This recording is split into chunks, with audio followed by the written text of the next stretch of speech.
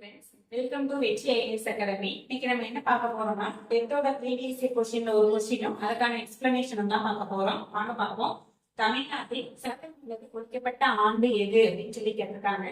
The upper house in Tamil Nadu was abolished in the year. இதுக்கு answer என்ன அப்படின்னா 1986. இப்ப சட்டமேலவைனா என்ன? சட்டமேலவை ராஜ்யசபா, மாநிலங்களவை அப்படின்னு சொல்லி சொல்றாங்க. இது இந்திய அரசியலமைப்புல இது 80 இந்த மாநிலங்களவையை பத்தி சொல்லுதுன்னு சொல்லியிருக்காங்க. இதோடைய தலைவர், மாநிலங்களவையுடைய தலைவர் யாருன்னு பார்த்தா குடியரசு துணைத் தலைவர் தான். ராஜ்யசபாவோட பதவி காலம் பார்த்தோம் இருந்தது. அடுத்ததான் இதுல இருக்க அதிகபட்ச உறுப்பினர்களின் எண்ணிக்கை அதிகபட்சமா எவ்வளவு பேர் இருக்கலாம் அப்படின்னா 250 பேர் இருக்கலாம். ஆனா தற்போது உறுப்பினர்களின் எண்ணிக்கை பார்த்தா 245 தான்.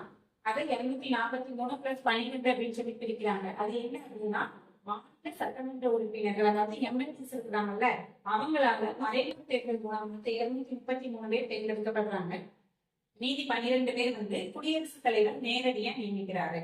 அதுக்கடுத்ததா ஒவ்வொரு 2 வருடங்களுக்கும் ஒரு உறுப்பினர்கள் ராஜ்யசபால ஓய்வு பெறுறாங்க. தமிழ்நாடு சட்டப்பேரவையிலிருந்து 18 உறுப்பினர்கள் ராஜ்யசபாவுக்கு தேர்ந்தெடுக்கப்படுறாங்க.